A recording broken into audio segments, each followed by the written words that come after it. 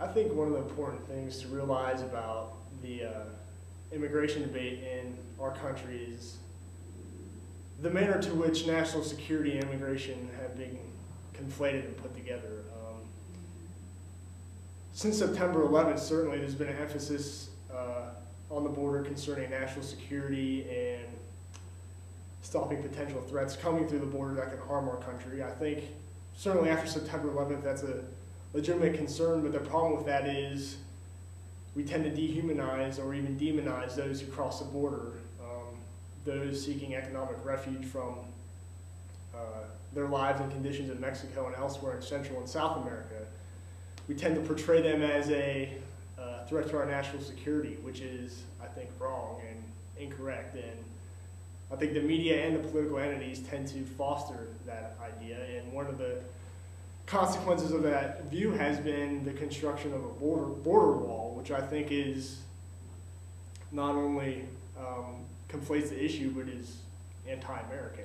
A border wall is definitely anti-American, and I don't mean to say that the answer to the issue as far as those who are crossing the border for economic refuges is pure amnesty. I mean, certainly they should have a way to earn citizenship, not just give it to them. But I think as Americans, we definitely have to consider the dehumanization of the migrants that has occurred because of the border wall and the approach to the border in a kind of military perspective. And as a Christian, a lot of the things that our government has done has certainly gone against the call to welcome the stranger that we find throughout the Old Testament, especially in Deuteronomy and Leviticus. And also in the Christian perspective, where in Matthew we're called to regard the stranger amongst us as Christ himself, and also to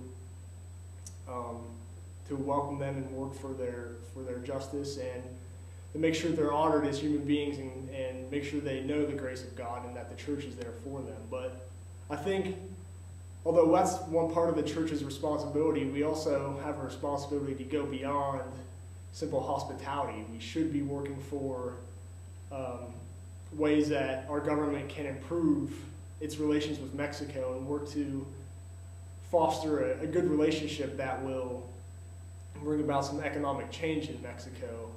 Certainly NAFTA, I think, has a little bit to do with the reasons that these migrants are crossing, and I think as a church we need to engage that issue as far as the injustices that has occurred. And certainly I think NAFTA has benefited certain groups in the United States and in Mexico as far as economic development, but it has certainly hurt those in the lower socioeconomic levels of Mexican society and the economic structure, and they are really feeling the impacts of that. So I think the church has a responsibility to go beyond just hospitality and to move towards economic issues too. And it's not to me, the separation of church and state is irrelevant because we're not supporting, I mean, in my opinion, neither political party has really fostered a great approach to the border anyway, so it doesn't matter if you're Republican or Democrat to me what type of political affiliation you have. It depends on how you regard the situation, how you regard the people coming across, and how much that speaks to us as a Christian people, and in addition to Americans, because I don't think our approach to the immigration issue has been anything but American, anything American-like. And I think, unfortunately, on the conservative right and in some ways the political right in the church, we've not taken a very good Christian stance. I mean, in a lot of political circles, you hear language that we want to be pro-family, or we want to, maintain the integrity of the family and make sure that they have well-being. Well, if we're going to do that, we should support government policies that advocate a charitable approach to the family. Certainly, migrant families should fall under that. When a lot of local governments and regional governments, and even on the federal level, in some ways, is advocating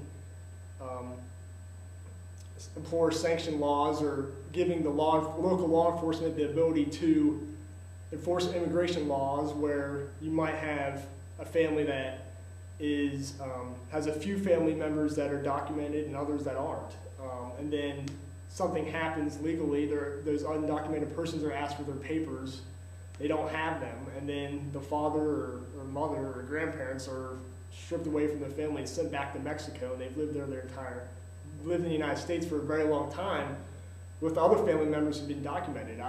From a Christian perspective, that's not a very pro-family stance as far as I'm concerned, and that's going to be part of our language. We should seriously consider that as being anti-family.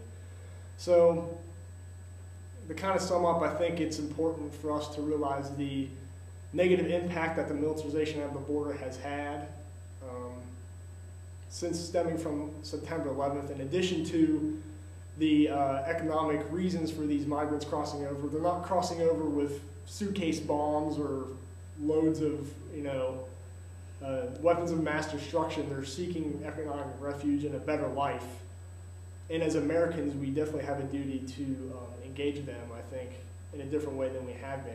And as Christians, I think that means we have to go beyond hospitality. And hospitality should be a part of it. That is part of our tradition from the Old Testament and New Testament. But it needs to go into economic concerns too. And that means, like I said, that doesn't mean supporting Democrat or Republican. It means supporting those who we think will bring about the most logical, I guess, and charitable and graceful way of dealing with the migrant issue, and hoping to bring about a just resolution and a good resolution to this issue in our country,